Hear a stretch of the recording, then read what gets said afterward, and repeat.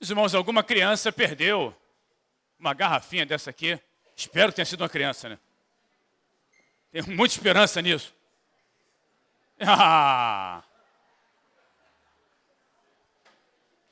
Entrega a Sônia ali, por favor.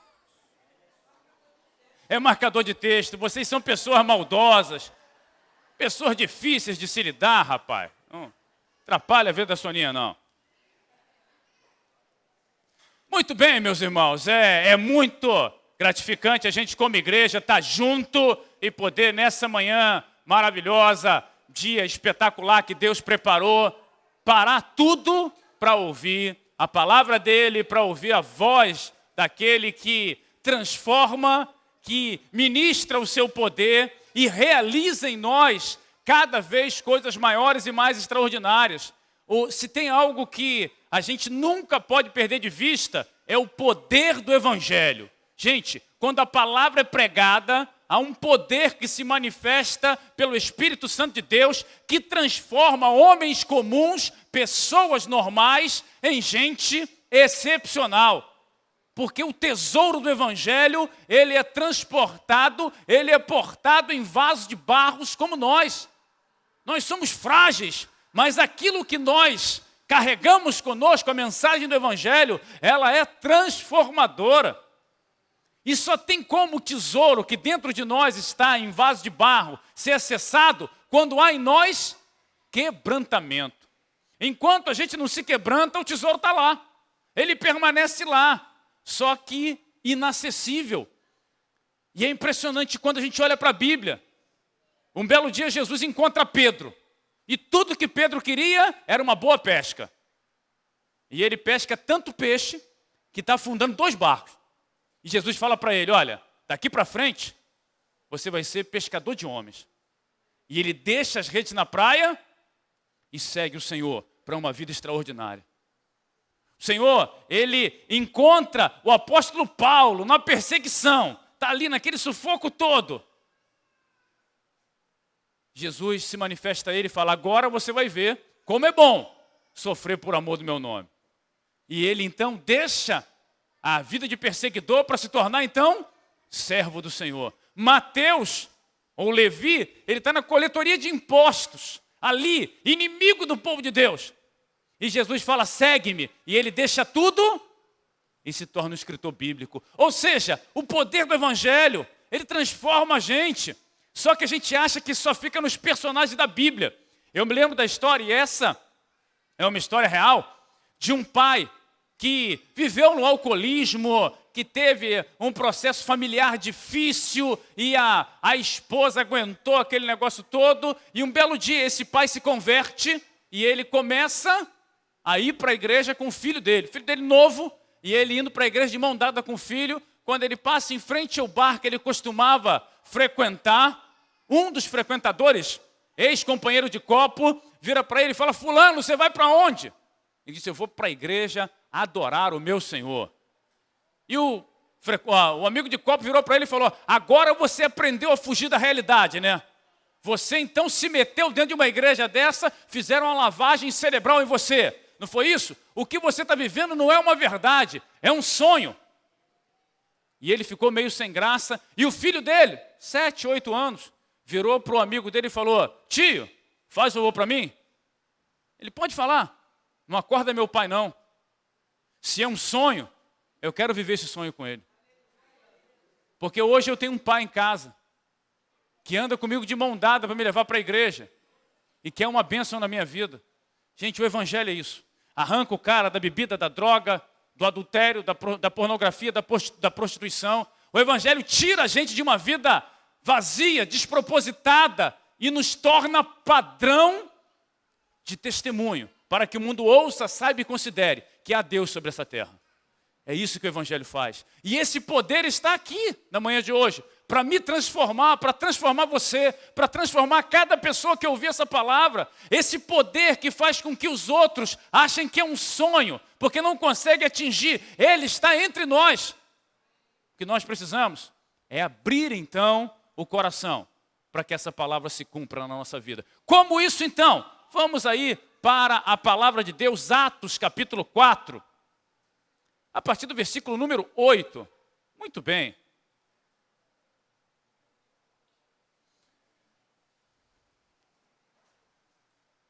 Desculpa, é o contrário. Atos 8, 4. Não, porque a ordem dos fatores altera o produto aqui. Atos capítulo 8, verso 4. Você estava perto ali.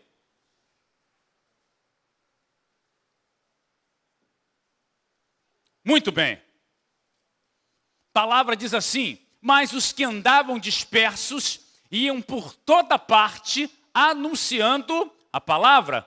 E descendo Filipe, a cidade de Samaria, lhes pregava Cristo. E as multidões unanemente prestavam atenção ao que Filipe dizia, porque ouviam e viam os sinais que ele fazia, pois os espíritos imundos saíam de muitos que os tinham, clamando em alta voz, e muitos paralíticos e coxos eram curados, e havia grande alegria naquela cidade. Muito obrigado, Deus, pela tua palavra nessa manhã.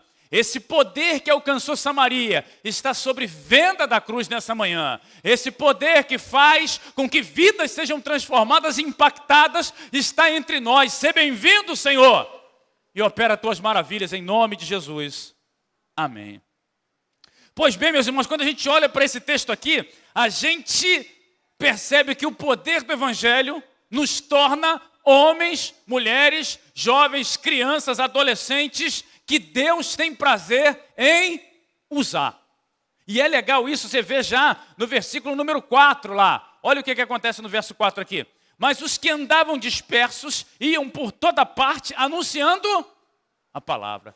A dispersão acontece por conta de uma grande perseguição. Pessoas perderam tudo, inclusive algumas perderam a própria vida, muita gente perdeu a liberdade, e os que sobraram, no lugar de se esconder, eles se apresentam ao mundo dizendo o seguinte: olha, vale a pena arriscar minha vida para anunciar Jesus Cristo. É esse poder que nos dá essa autoridade, que desafia aqueles que muitas vezes são tímidos, que têm medo. Esses homens comuns, eles saem de um lugar de perseguição, de ameaça de morte e prisão, e eles se colocam em Samaria dizendo: olha, Jesus Cristo é o Senhor da minha vida, Ele me transformou. Deus usa essas pessoas, e essas pessoas não tinham curso de teologia, não eram doutores em coisa nenhuma, mas essas pessoas simplesmente tiveram uma experiência real com Jesus Cristo. E é essa experiência que nos habilita para essa nova vida, que faz com que a gente seja para o mundo cartas vivas de Deus, que a gente consiga, por onde passar, levar esperança, entendimento. Esses homens do texto, gente comum, não tem nome, porque pode ser qualquer um de nós, quando sairmos daqui. Essas pessoas do texto bíblico, elas são usadas por Deus e têm prazer com isso, ainda que a vida delas corra risco. Então, pessoal, é muito importante nós compreendermos nessa manhã que o Senhor tem o maior prazer de nos usar. O que nós precisamos é dessa experiência com esse poder do Evangelho. O que a gente precisa é estar nas mãos de Deus, se colocar nas mãos dEle, a despeito do entorno. Pastor, mas ninguém quer nada, eu quero. Ninguém se coloca à disposição. Senhor, eu estou à disposição. Pastor, ninguém faz, eu faço, porque eu amo esse Senhor, eu encontrei esse Jesus, e a minha vida, nele, descobriu sentido e propósito. Sabe quando ontem estava vendo o jogo da NBA ontem? O que os caras fazem é um negócio assustador. O cara faz cesta no meio da quadra, como se estivesse abrindo a geladeira. É sensacional. Aí a gente vai brincar às vezes, pega a bola de basquete, o troço não cai de jeito nenhum, varão. Você joga o negócio lá, ele bate num lugar, bate no outro, ele não chega na cesta, ele volta. É um negócio assustador. Por que eles conseguem e a gente não?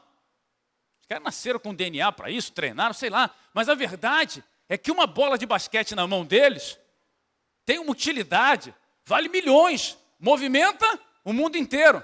Na minha mão ela só serve para descascar a tinta da parede ali que a gente joga ali. Para mais nada. Onde a tua vida estiver nas mãos, vai demandar a importância dele para esse mundo. Se a tua vida está nas mãos de Deus, você vai mudar esse mundo, porque Jesus mudou a sua vida. Mas se a tua vida está na mão do sabe, do inimigo, está na mão do palhaço aí, o que você vai arrumar é confusão, varão. E é o que tem acontecido. Quantas pessoas desperdiçam os dons, as capacidades, as potencialidades. Quanta gente abre mão do chamado porque não se acha importante o bastante para isso. Você é precioso. O Senhor chamou você para isso. Deus te deu autoridade e poder para que você viva abundantemente. Viva, não se esconda. O evangelho, o poder desse evangelho, faz com que Deus tenha prazer de me usar. Segundo, quando chega lá no versículo número 5, acompanha aí. Versos 5 e 6 fala assim, ó. E descendo Filipe à cidade de Samaria, lhes pregava Cristo, e as multidões unanimemente prestavam atenção ao que Filipe dizia, porque ouviam e viam os sinais que ele fazia. O poder desse evangelho me tornou ousado no espírito. Ele desce a Samaria e ele começa a pregar a palavra, ele começa a falar de Jesus, e isso aqui, gente, é maravilhoso. Porque o lugar que nós estamos não determina quem nós somos. Ele está em Samaria, o lugar onde as pessoas não queriam, de maneira nenhuma, um israelita lá. As pessoas não queriam ouvir nenhum tipo de mensagem que viesse do Deus de Israel. E ele desce aquele lugar para o lugar que era desconfortável para ele e prega a palavra. E ele fala de Jesus. E toda vez que você começa a falar de Jesus, o diabo se levanta. E foi o que aconteceu lá. O pessoal possesso se levanta e ele repreende em nome de Jesus e o pessoal é liberto. Os enfermos vêm e ele ora e esses enfermos são curados e a glória de Deus cai sobre Samaria, porque o Senhor Deus Todo-Poderoso, Ele espera que a igreja dele, que eu e você, sejamos ousados nesse espírito. Que a gente pregue, que a gente tenha coragem, que a gente de verdade ore pelo enfermo, crendo de verdade que ele vai se levantar, que ele vai ser sarado. O Senhor espera que a gente coloque a nossa vida a cada dia nas mãos dele e faça coisas extraordinárias para ele. Mas infelizmente, a gente acaba acreditando muito mais no que o mundo diz do que no que o Senhor fala. Quer ver uma coisa? O Walt Disney, ele diz assim, tudo que você puder sonhar, você pode realizar. E tem um monte de gente que vive a partir disso. Eu estava vendo, o cara tem essa frase na tela de descanso do computador dele. O Disney falou que tudo que eu puder sonhar, eu posso realizar. Isso é uma verdade. Mas Jesus, ele fala assim, se creres, vereis a glória de Deus. Em quem você prefere acreditar? Você quer realizar teus sonhos ou realizar a obra de Deus? É sobre isso que a gente tem que pensar. É disso que a palavra fala nessa manhã. O que é prioridade para mim? Os meus sonhos ou a obra de Deus? Filipe tinha claro para ele o que ele queria fazer. A obra de Deus. Ele é eleito diácono no capítulo 6 de Atos, e agora ele tem que fugir, ele larga tudo para trás, tudo que ele amelhou, tudo que ele tinha a vida inteira, e ele foge, e quando ele chega em Samaria, disperso pela perseguição, ele prega a palavra, ou seja, ele não permite que o lugar limite quem ele é. De repente hoje você está num lugar ruim, você trabalha num lugar ruim, você não mora num lugar legal, você está num momento difícil na escola, na faculdade, é tudo muito complexo e difícil.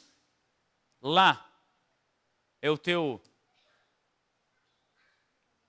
campo missionário, o teu lugar de missões.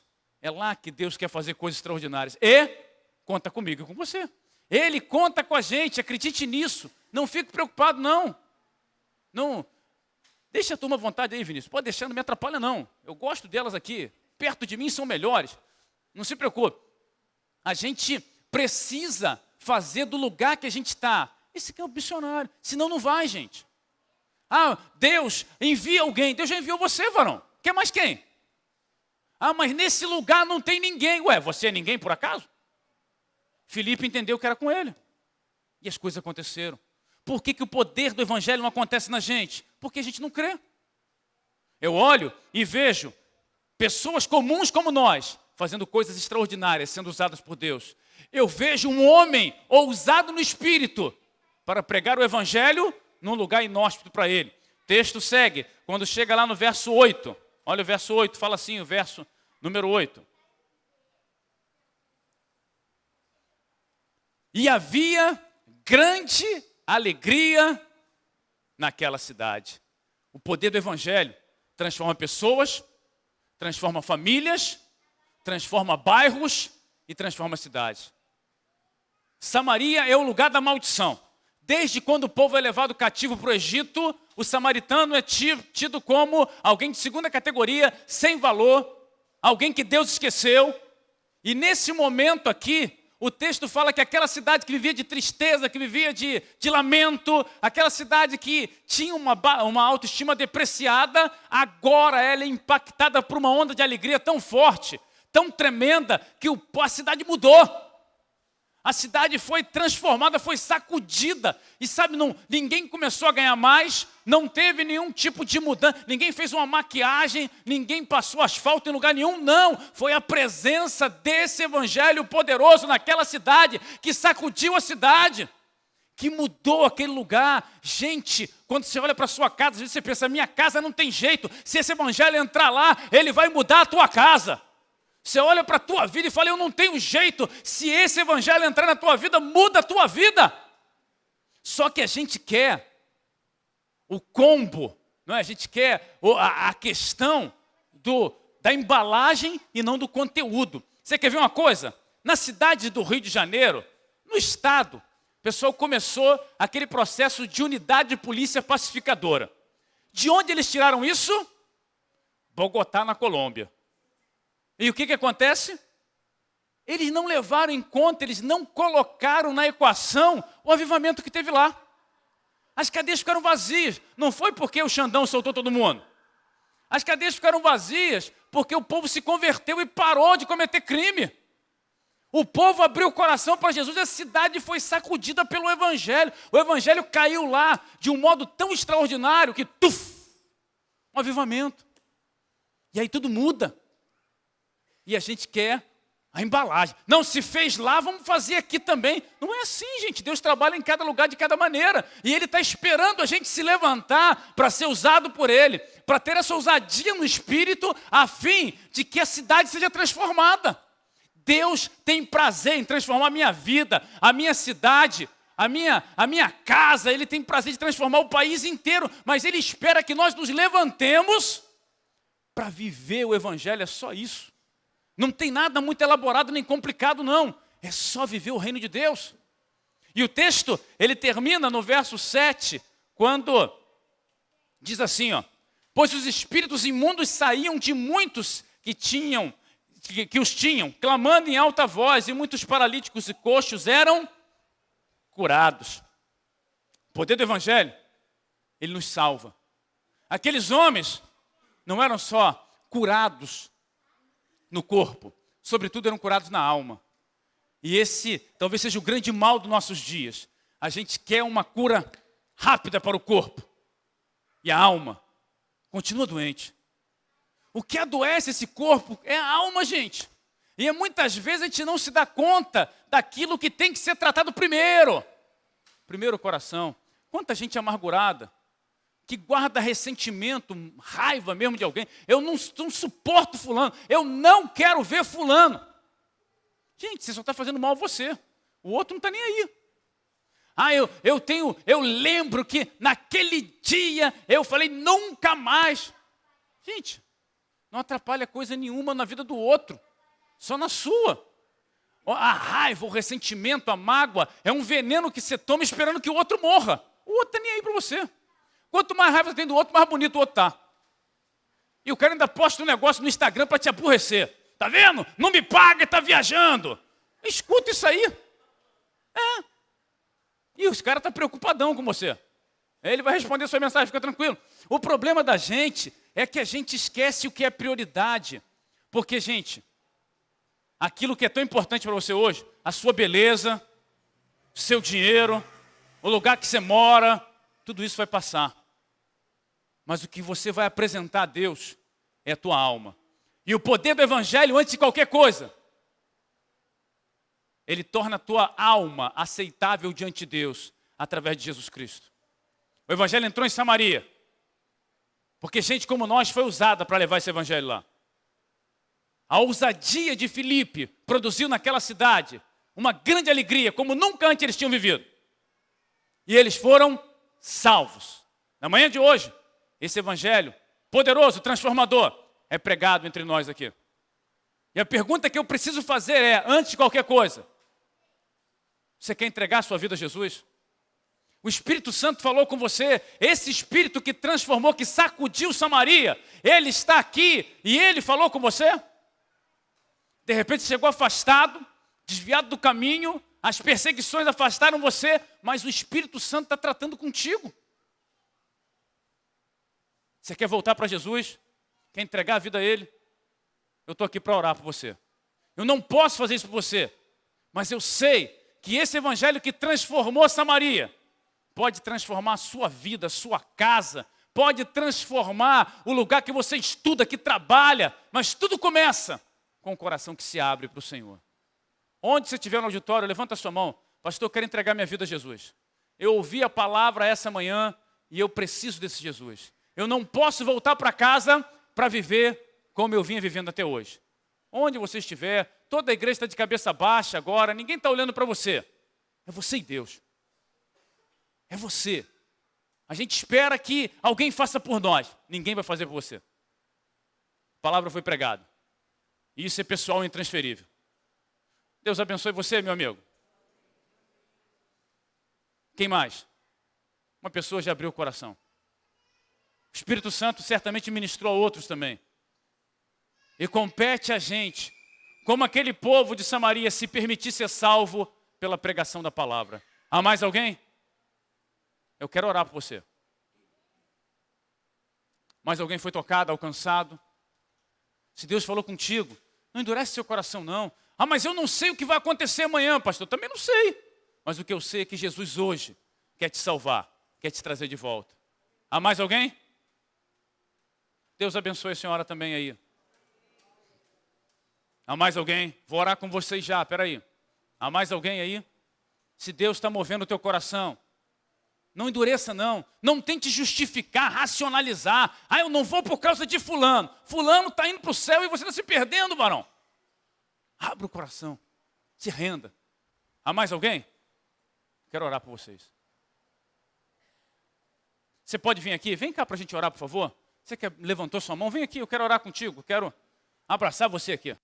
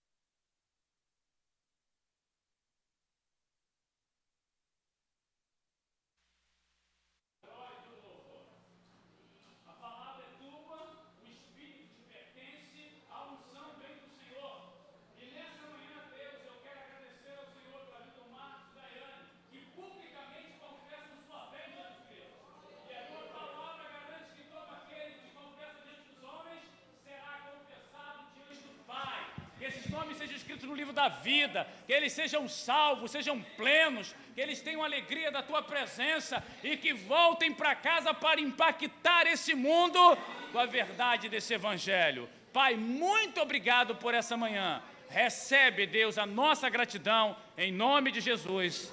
Amém. Marcos e Daiane, olha lá. Acabou aqui. A pilha está desde domingo retrasado aqui. Essa aqui é boa, meu.